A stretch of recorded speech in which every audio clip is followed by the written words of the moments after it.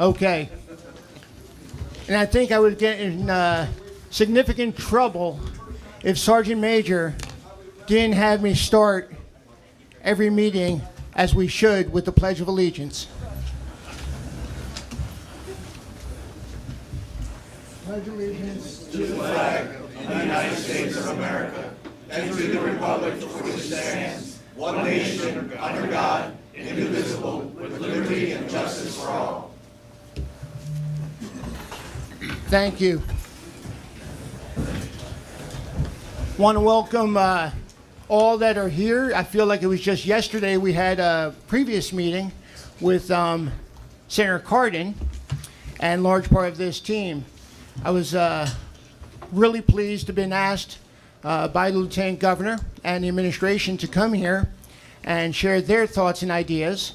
And then most important, take the opportunity and listen and learn from you on what is happening here in Carroll County, in the region, and in Maryland. We have a large group, so we cannot go around the table, because if we did, it would take the whole hour, and that would take away from the opportunity that we're really here for. Recognizing where to go, Charles Wheatley, the senior former delegate from 60 years ago. Thank you, Charles, being here.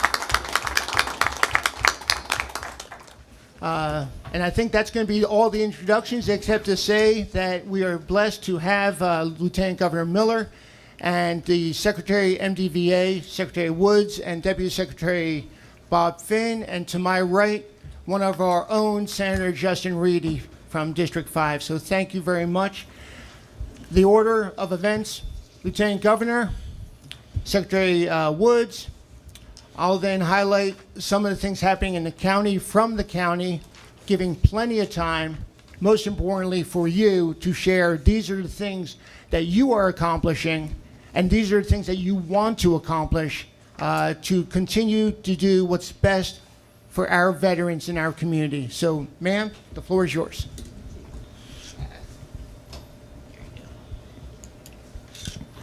Well, good morning, everyone. Good morning. My name is Aruna Miller, and I am honored to be your Lieutenant Governor in the state of Maryland. And President Rothstein, thank you so much for your service here in Carroll County, and not to mention your service to our country for over 30 years.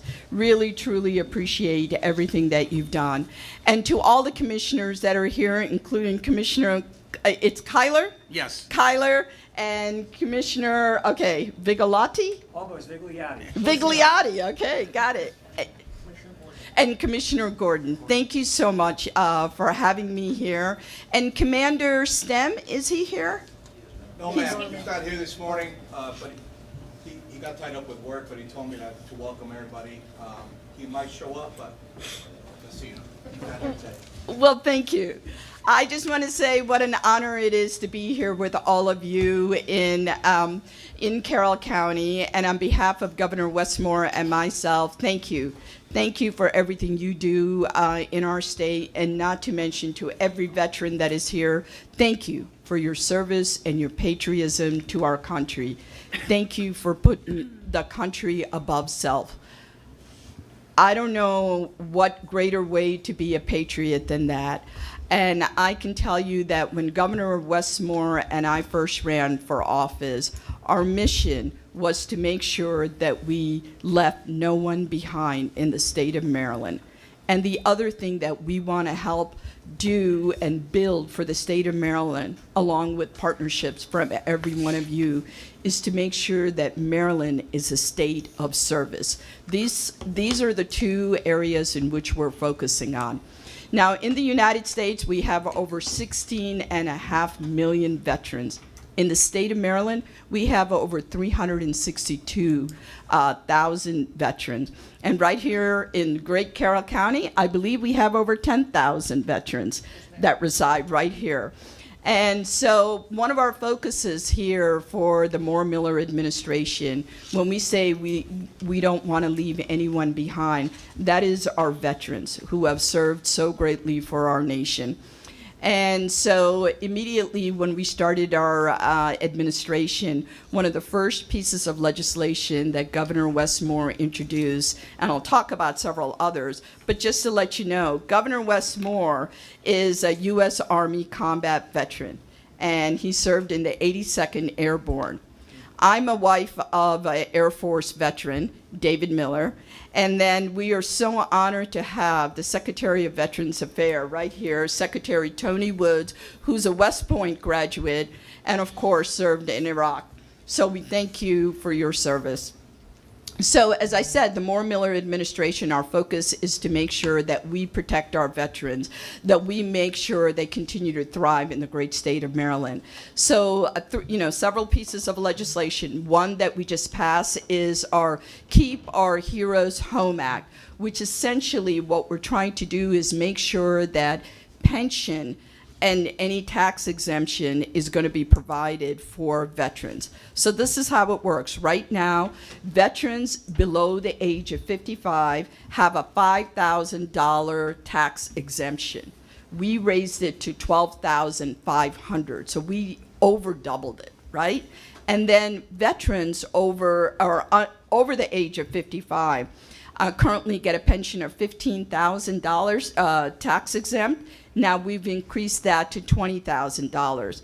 Look, when the bill was originally introduced, we wanted it to be $40,000, but the legislature, of course, we have to work with them. And I can tell you, anytime we introduce legislation, it takes time to get to exactly the point that you want to. So it's incremental, it's small steps that are being taken, but we believe this is a big step in making sure that we show our loyalty to our veterans, that we want them to stay in the state of Maryland. We want them to invest right here. So that is, one piece of legislation I wanted to share with you.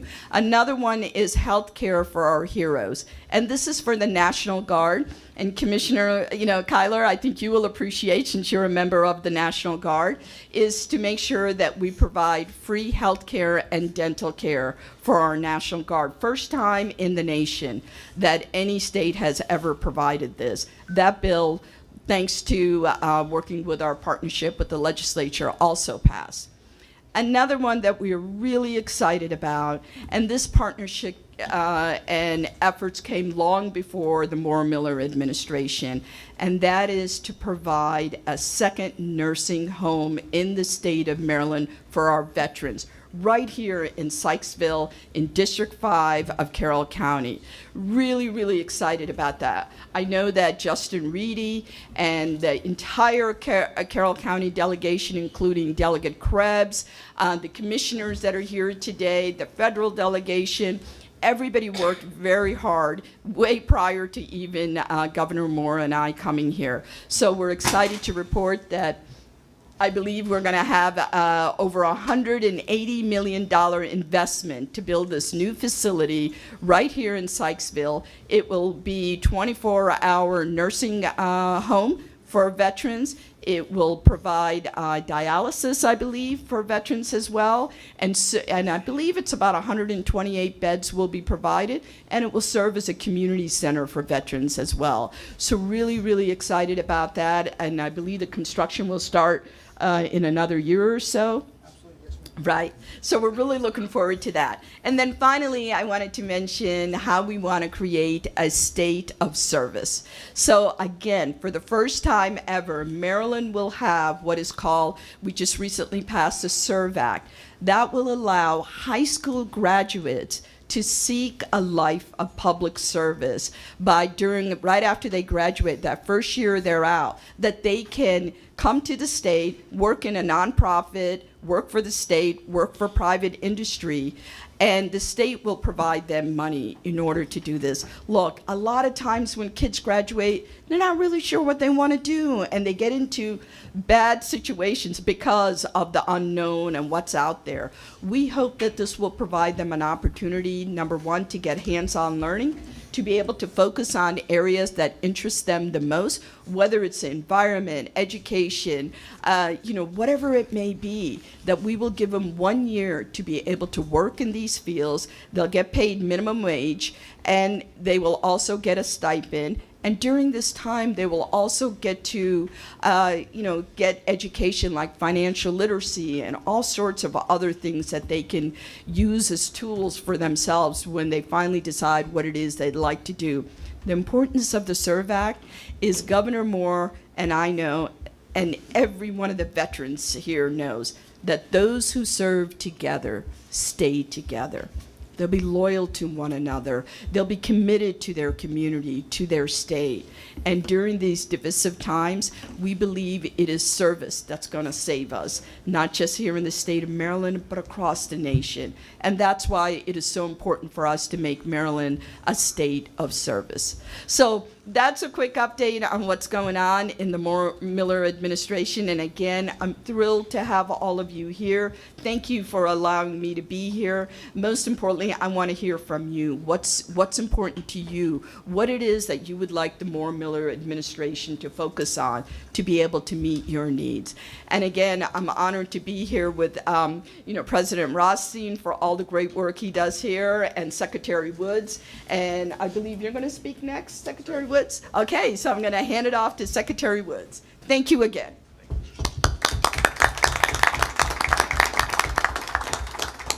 Lieutenant Governor Miller, just thank you so much for being here. I'll try to keep my remarks as short as possible, because you're right. The best part of this is hearing from the folks here in this room.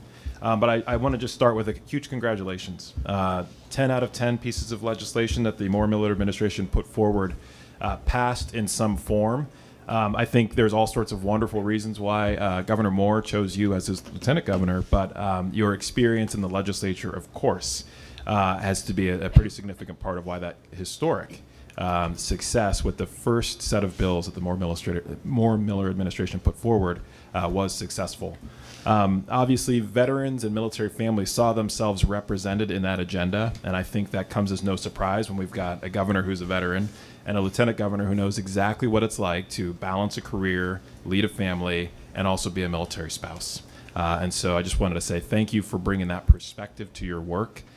Those of us in this room and veterans and military families across the state recognize it, and we appreciate that.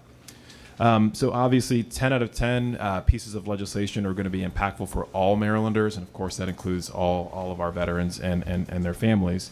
But there were, of course, several pieces that really hit home for us. So obviously you mentioned the Keep Our Heroes Home Act and the Health Care for Heroes Act. But one of the pieces that I wanted to just highlight for folks in this room, military spouse burials was actually one of the things that I've heard about from a number of folks, and I know many folks have tried to be able to make that free for families when they are burying a loved one of an eligible veteran in our state cemeteries. And for that to finally get across the finish line and be fully funded really went a long way. And we're very, very appreciative of that and very happy that got done. In addition to that, growing our Veterans Trust Fund, which is a resource for veterans in times of need. And so we want to make sure that the folks in this room are aware that there are resources out there for veterans who need that. Thank you to Bob for helping to lead that and keep that working for so long. That is a resource that is now going to grow because Marylanders, when they're filling out their taxes, can just check off that they'd like to donate a little bit more to that, and that can go straight to veterans who need it. Improving our ability for veteran-owned businesses to do business with the state. So there's now a new scorecard system. We have a lot of work to do to make that easier for them, and we're excited about digging into that.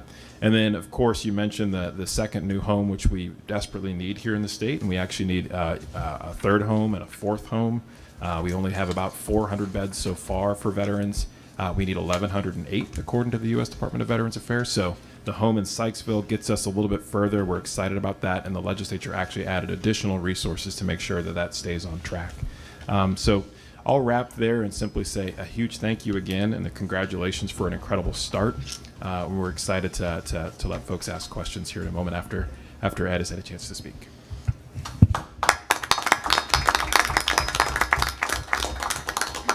Thank you again, and thank you for the information you provided, both Lieutenant Governor and Secretary. And I am going to cut my remarks very short and hand them over to, we established our Veterans Advisory Council in 2013, and there's a PowerPoint deck you're going to receive in just a second.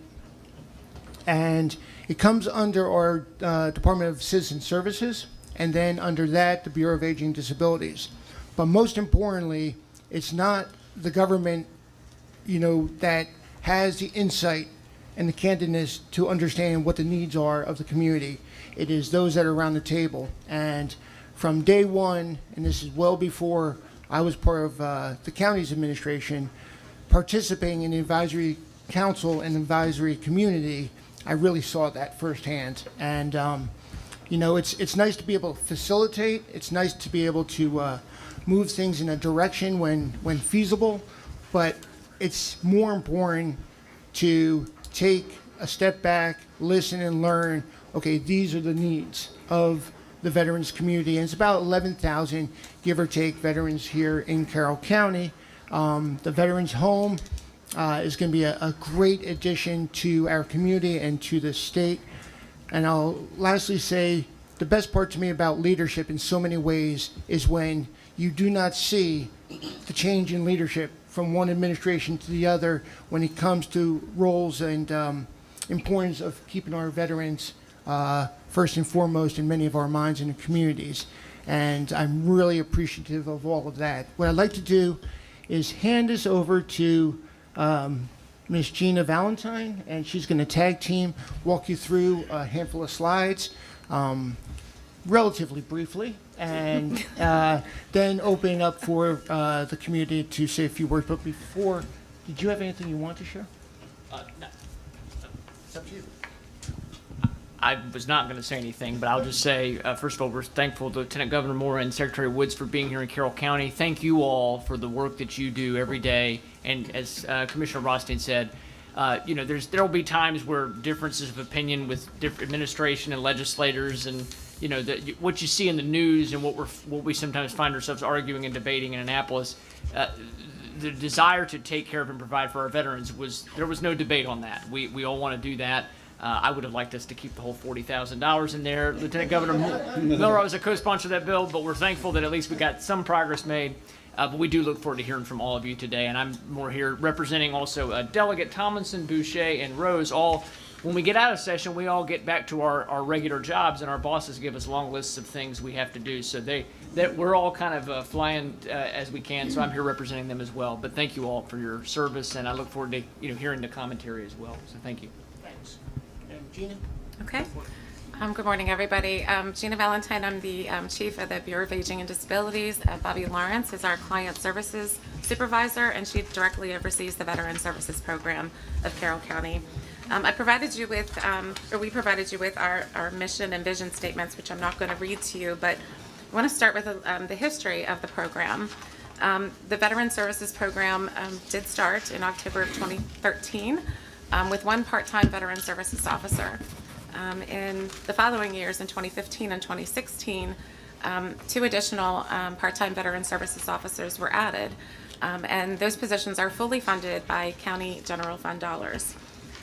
The Veteran Services Officers are trained and accredited by Maryland Department of Veterans Affairs, and we thank you for that continued partnership, Secretary Woods and Deputy Secretary Finn and Phil Munley. It has been a great partnership, and it allows us to do all of the work that we do for veterans in this county. We have very strong established partnerships, with local, state, and federal entities, and we work collaboratively together for the benefit of veterans in this county. I'm going to turn it over to Bobby to talk about the services that are provided through the program. Sure. Good morning. So as Gina noted, we have veteran service officers trained and accredited through MDVA.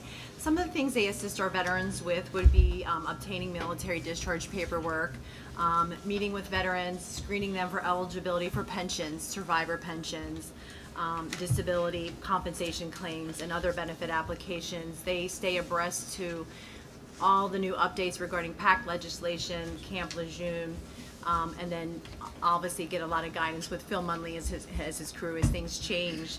So they meet with veterans constantly. They prepare claim forms, submit appropriate supporting documentation to the Veteran Benefits Administration. So that what that enables them to do is to be able to actively see these claims being processed, remind veterans if there's additional submissions that are required, and then really assist them through the very difficult process at times. They assist veterans in enrolling into the VA healthcare system. letting them know what benefits for they may be eligible. And then again, like I mentioned, filing supplemental review and higher level review requests, along with also making veterans aware of funeral and cemetery benefits that would be allotted to him or her. Another big part of the program is that we provide case management services and emergency financial assistance to veterans. So as Gina mentioned, the history of the program, a few years in, it seemed as though there were some needs that veterans in our community had that seemed to lie outside what the VA can provide, particularly diverting those individuals from homelessness.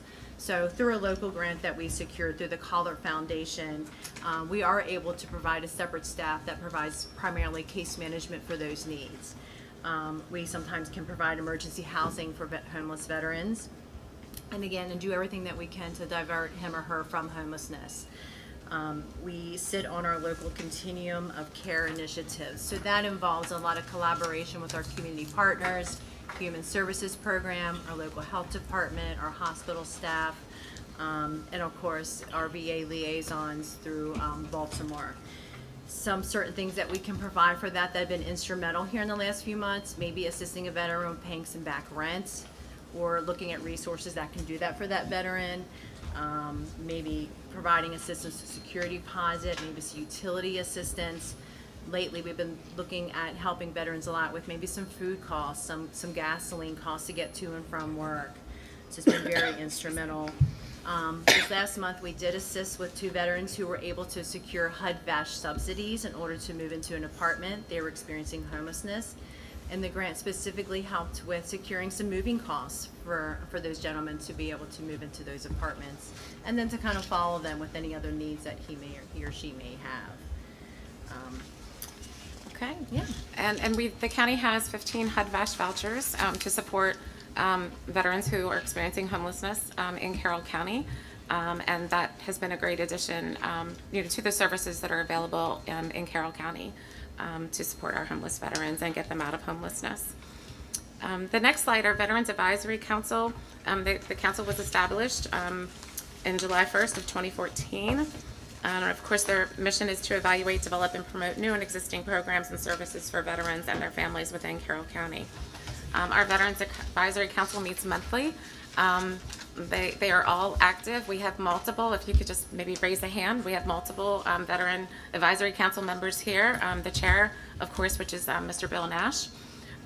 So thank you all for being here today. And the Veterans Advisory Council, they also are responsible for advising our Board of Carroll County Commissioners. And they are a very active group. They volunteer to help out at a lot of veteran-related events that we have in the county.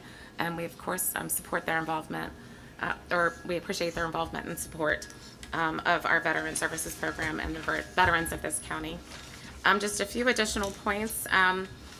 The county has a veteran shuttle transportation program, which is fully funded by the Board of Carroll County Commissioners.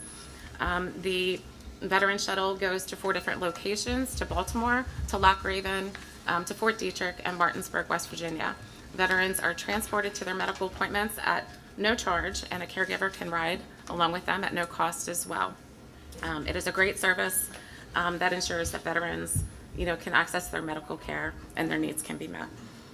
We also have within our agency, it's called the Veteran Directed Home and Community-Based Services Program. It provides services to veterans who are in need of services to keep them in their homes. Those referrals come from Perry Point for veterans who qualify, and the program is actually administered by Maryland Department of Aging. And we've had that program for a number of years. The veterans are provided with a monthly budget to provide for personal care and other needs that they have, again, to keep them in their homes. And just the next few slides, we wanted to share with you our utilization and the services that are provided by our veteran services officers and through our case management side as well. If you flip to the very last slide, you will see it is the return on investment. And then since the inception of the program, the Veteran Services Program of Carroll County has recouped over $57 million in pension and compensation claims for Carroll County veterans. And so it is a great program. And the last thing that I just want to share is that it is housed within the Bureau of Aging and Disabilities, which allows for a warm handoff to other programs and services that veterans may qualify for. We have staff that might help them with renters or homeowners tax credits, and accessing other needed services that they may have. So we'd be happy to answer any questions that you have, but we thank you for your time to share information about our program. You know, at the end of the day, it's about, again, supporting veterans and transportation to Green Street in Baltimore, to Martinsburg, to the clinics around the state. It is about reaching out and finding the veterans that don't know services are available to them. And there's still so many veterans that say, I've only done one stint in Vietnam. I'm sorry. A little more volume, please. I apologize. Sorry about that. I apologize for that. You know, it's a lot of veterans and a lot of servicemen and women, you know, will do a tour in Vietnam or do 3 years, you know, in uniform or National Guard, whatever it may be, and say, well, I'm not worthy. And, you know, finding those veterans in the community, that's why having the community outreach, you know, is so important. $57 million recouping for veterans is a lot of money. Wish it could be a whole lot more. Again, there's still, for every veteran I believe that's out there, and this is, you know, anecdotal on my part, there is 1 or 2 veterans that are still not served in our community and our region and our state because either they don't know about the services or they are feeling themselves not worthy of those services. And it's for them, their families, and our children. And that's just, you know, where I believe I'm really proud of our team, what they do, and more proud of the community's participation with our team to allow us to do the things we do. So with that, if it's okay with you, we can open it up. Okay, what I'd like to do is, I know people are not shy and should not be shy in this community, in this room. So this is a targeted opportunity to be heard and listened to. There you go. Yes, sir. Yes, sir. Thanks for having this event, and I appreciate your service. I think I heard a key thing just a moment ago. The problem is we can't get this message out to our veterans. How can we do better? I've just established a constant contact with our Legion post in an effort to try to reach out to more and more people. But I've been a veteran in this county since 1998, and it's only been the last few years that I'm starting to learn about this stuff. What is your name? Mark Milby. Mark. So tell me, how did you learn about this program? Well, as far as today, I learned about it Friday night. Oh, no. That's a perfect example. Right. But it's only been in the last couple of years that I've been actively involved in my Legion post. But and I'm a lifetime member, but like I say, communication is a major stumbling block across the board. Couldn't agree with you more, Mark. Transparency, communication, and meeting people where they are, right? It's so critical. So let me ask you this. I assume that you meet with other veterans, either socially or otherwise. Are those places that you have not seen this information highlighted before? Or do you have suggestions for us in which? Well, frankly, I don't. My only suggestion was, I started this constant contact thing, which I just got started here in the last month. And, but, you know, like I'm one of the post officers in Sykesville Legion Post. And we just haven't had a whole lot of contact and communication. So, you know, my goal is to take this and get as many copies as I can distributed at our general meeting this week. Mark, we can certainly send you the electronic version of that as Okay. well, so you have it in both platforms. And I can send it out in a constant contact where people can link onto it. Great. I would just quickly add, I think you're raising excellent points. A couple of things that the Maryland Department of Veterans Affairs does. So we maintain about a 205,000, I think now, 205,000 person email list, which is helpful, where we send out newsletters which are focused on the wonderful events that take place at the county level, of course, but also the benefits and resources that are available. Phil's team actually has done a great job of getting out to more claims clinics, but again, that's part of the Lieutenant Governor's recommendation of meeting veterans where they are. But I'll be honest, I think my generation of veterans, the sort of Gulf War, post 9/11 generation of veterans, they don't realize that Great American Legion posts are a wonderful community for them to connect in and spend time in, or VFW posts, et cetera, et cetera. Right. So we have to do a better job of meeting that generation of veterans where they are. Certainly social media plays a part of that, but it's an area of focus, and I appreciate you raising this because it's an important issue.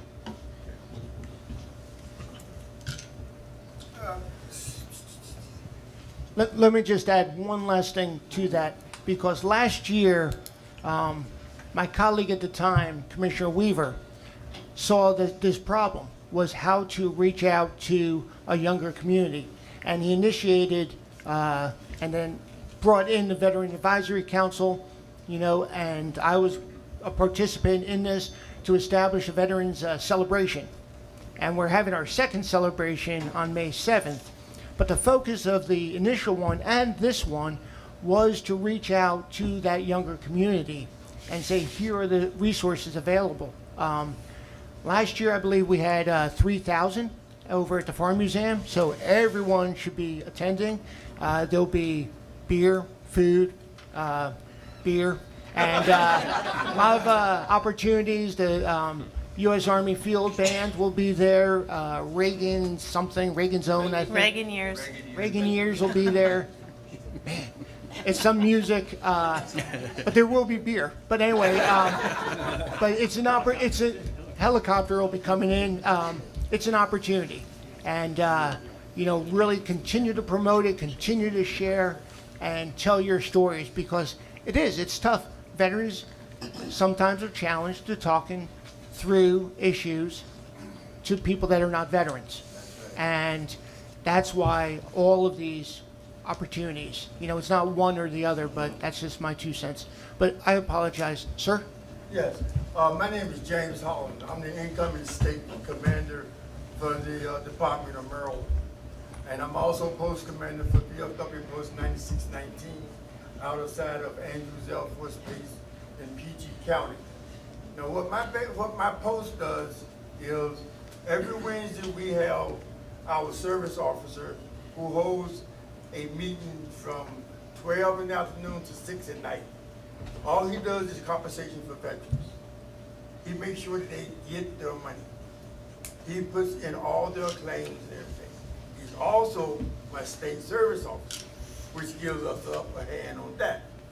Now, this coming June the 10th, he's going to hold a meeting for all veterans who needs compensation. If they have a claim in, they can come down, because we're going to have the VA people there, and they can sit down with them and tell them where their claim is. If they want to get an increase, they'll be able to tell them how to get that increase. They'll sit down with them, talk with them, and let them know. This is just some of the things that we do. And if everybody's doing the same thing, we should be able to get all the veterans into the system and get them compensated where they should be compensated at, without anybody being dropped out. Our next thing that we're going to be doing over there is homeless veterans. We're going to try to get them onto our roads so that we can take care of them. Because there's a lot of them out there that's not being taken care of. And we need to sit down and take care of the homeless veterans. Like I said, that's going to be one of my biggest projects when I come in as state commander. I'm going to be pushing help for the homeless veterans. All the new homes that you all said that's going to be built and everything, we're going to help you with that. But we're going to be pushing people to come in and sit down and do their compensation paperwork. And there's a lot of them that's out there that's not doing it, but we're going to find those people and we're going to bring them in, especially in PG County, where I do have the authority to do certain things there. I will be pushing it. Carroll County seems to be doing a really outstanding job, not to commend you all on what you all are doing out there. It is a start. It is a good start. I'm going to take some of the information back and see if they're doing it down. If they're not, I'm going to have them to reinstate it down there with our vet centers down there also.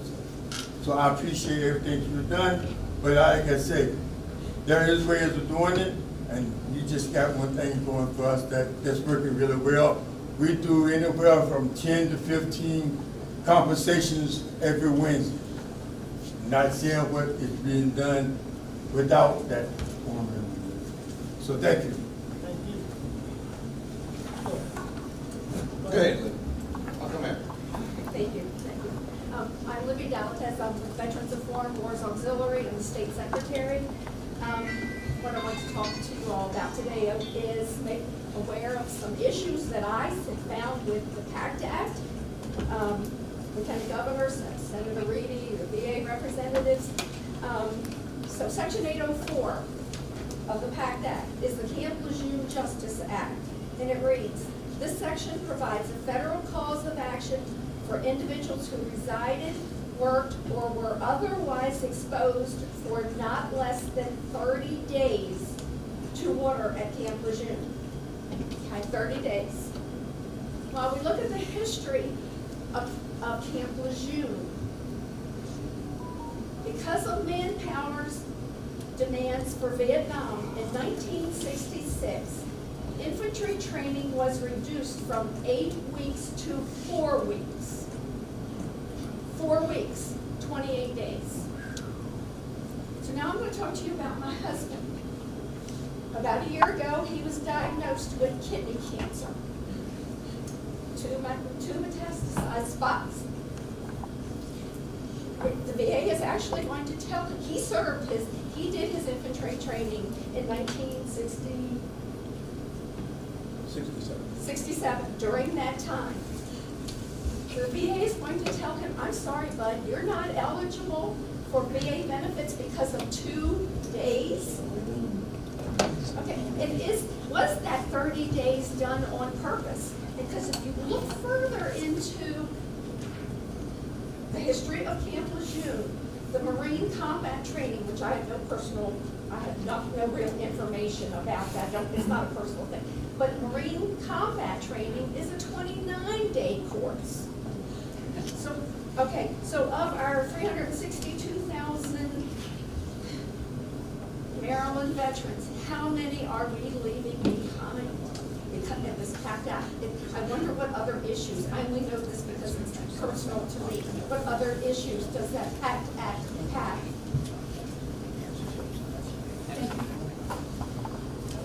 Thank you for sharing your story, and I'm so sorry that your husband is experiencing this. And I don't know what to say other than that's injustice right there. To make it 30 days, no less than 30 days. And, I'm not sure if any of us have an answer to how we can address this, but I hope at the state level that we can do something to be able to help those that have been impacted by this tragedy of being exposed to such chemicals and all. I don't know, Secretary Woods, if you have some comments on this? Yeah, actually, I'll turn it to our expert. Phil Munley oversees our Veteran Benefits Program, and so I'd love to see if you can just sort of share any of your initial reactions. Or Sure, and again, I'd like to again apologize for the difficulties that you're having, and I'm hoping through the claim process you're working through an accredited service officer. A part of the claim process is when you file a claim for anything related to Camp Lejeune, the VA is obligated to receive those service records. The course may have been 28 days or 29 days, but you don't check in the day you start a course, and you don't leave, sometimes you don't leave the day the course ends. So a veteran could be there for a week prior to or a week after. So there could be 30 days documented somewhere. Now, I'm not saying that's the case here, but there could be. So the goal would be to work through someone who's accredited. Now, if a claim is submitted and denied, there is an appeal process that we can go through. I'm not guaranteeing anybody any success.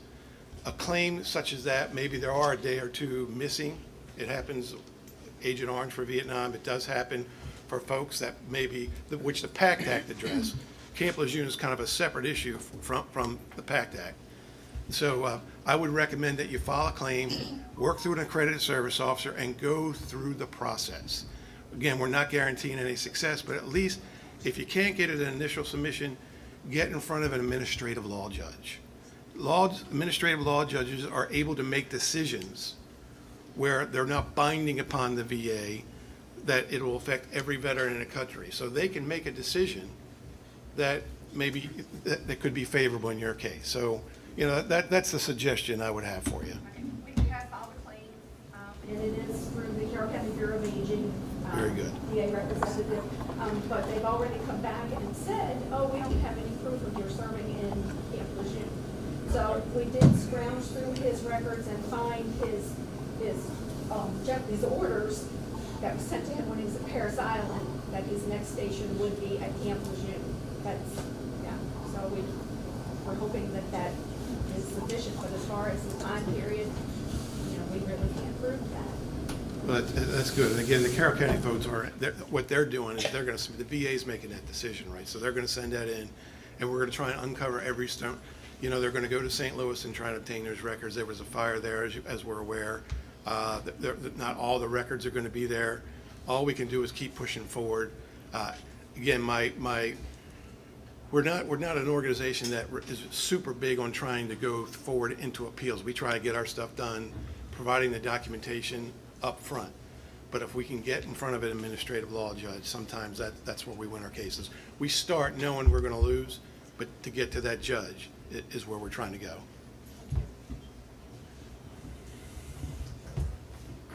My name is Doc Dockery. I'm the VFW District 7 Commander. I cover all of Carroll County and 4 posts surrounding Carroll County that veterans that live in Carroll County belong to. Just want to recognize the fact we have VFW, we have American Legion, VFW Auxiliary, of course the Carroll County government. And Matt, I'm going to use your number. I believe you said it was 10,300 veterans in Carroll County.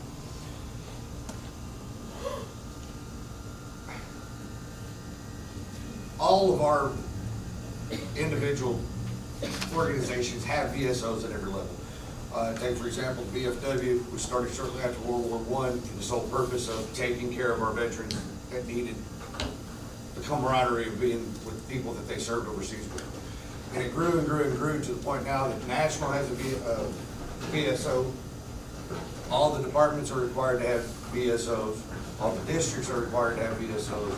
And every post is required to have VSOs. From the national level, starting at the department level down, if we don't have those, we lose our charter, we're no longer a VFW. All of that being said is, with the amount of numbers that we have of veterans in Carroll County and the 362,000 that we have in the state of Maryland, we are in dire need of more quality, trained, certified VSOs. I used this analogy a couple of weeks ago at the back meeting. I'll say it again. I go grocery shopping for my family. I have to buy 3 brands of the same flavored chips because I got 3 different ones in my house that wants to eat their own brand of chips. They taste different. I don't get it. But while I sat back and thought about it, it makes sense. Why is there 3 different brands of potato chips on the grocery store? Why is there 4 different brands of bacon? We all need variety. Some of us like this, some of us don't like that.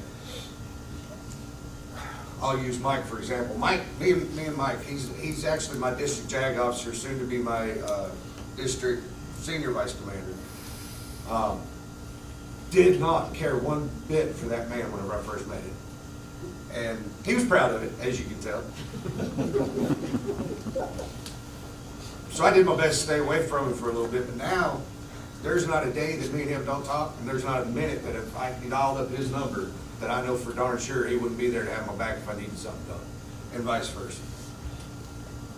Now, since, we have, the question was, how do we get these words out? It was mentioned about the younger veterans as well. I tell you, as being, again, with Tony Woods' generation, I can't sit around a bar all day long every day. I don't have the time. I've got kids, I've got a wife, I've got household duties I got to take care of. So that lack of camaraderie that I'm missing throughout the day of hearing what's going on with that veteran in their life and how they've gotten their claims, everything set up and done or whatnot, I'm missing that because I can't sit up there.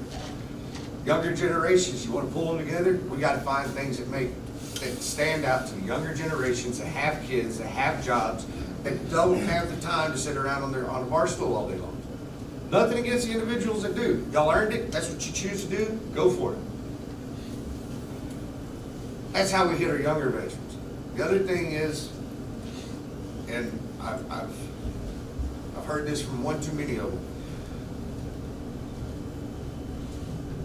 How's a nice way to say this? We had our life with the government. Most of us got screwed by the government.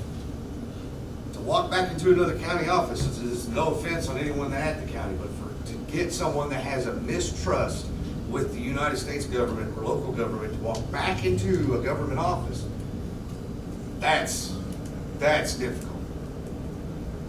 So the importance of us having other VSOs out there, whether they're through the VFW, the American Legion, DAV, which by the way, Morris is top notch. I love that man to death. That's important because I know where my younger vets are from my county. I know how to reach them. The man right there, Danny Rodriguez, he owns another nonprofit, works at a veterans center. He helps on his civilian life, home health care, home maintenance, anything that the veteran needs. He knows where the younger guys are too, and he works with them. But for all of this to work, we all have to work together. Can I do everything as VFW that the county can? Absolutely not. I don't have those resources. What resources we do have? Department, veteran needs money for rent. $1,500 one time. Here you go, prove you're a veteran. There's your money, go do what you got to do. The district level has money for emergency needs. Every post has money for emergency needs. And there's no limit at district and post what we can give them. It's what our membership says to do. So I know one post in their unmet needs or emergency funds, they have over $500,000 in it. God, think of the number of people they can help with that. So spreading that orders around is good too. That's where working together comes into play. If I hit a brick wall with helping a veteran, I know I can go to the American Legion. I can talk to the DAV. I can come to the county and say, look, this is what we've done. What else can y'all do? Working together is going to be the key to getting all these veterans together and getting them taken care of. Having animosity, and I'll say it, you're here, I'll use you and your post, this post as an example. A local VFW post and this American Legion post have been butting heads for decades. And it is ridiculous. Me and Adrian tried talking before, trying to figure out how we can eliminate that. We had a joint function, 9/11. Somebody got a wild stick up their rear end and broke that relationship before it ever even ended. Most of the people that sit down here at the bar at nighttime or during the day, they belong to both here and the VFW. It's just sad that we can't work together. There's not one single place that a veteran needs to go to get care with their benefits. It may be 16 different places, but we won't know that unless we're all working together. Thank you.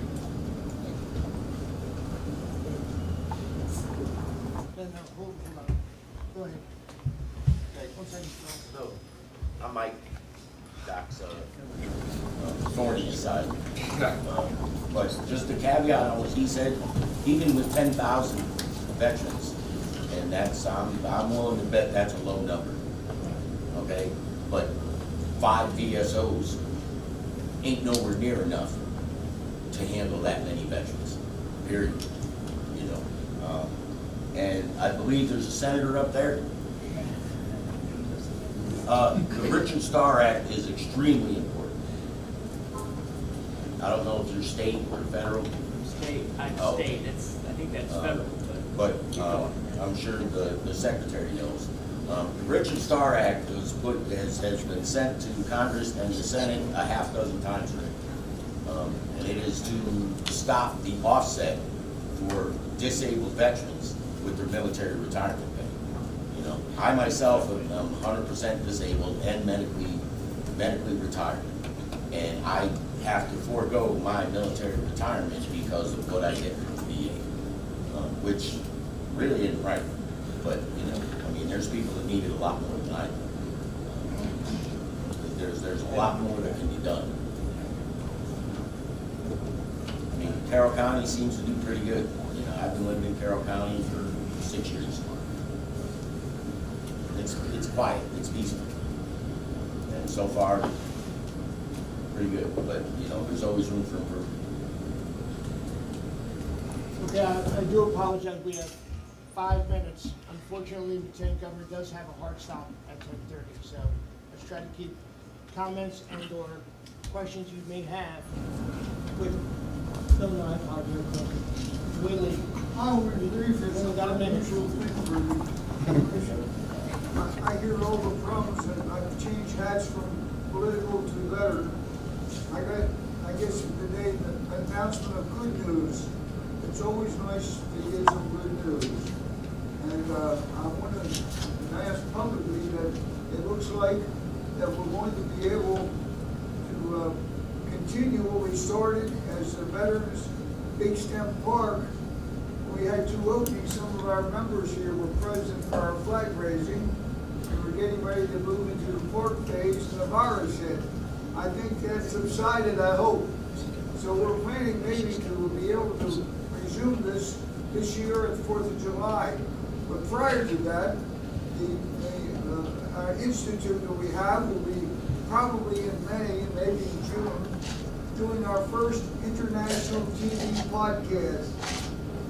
Our first program is dedicated to veterans and citizens similarly affected, because I've been very fortunate in the past in working with DOD when I worked with a biotech company, getting grants for veterans, male and female cancer patients.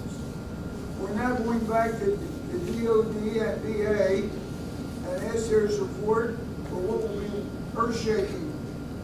My friend, Dr. Johnson at Hopkins, whom I worked with in a little bit in the past, with several things for Hopkins, has asked me to help him with stem cells that I'm also working on.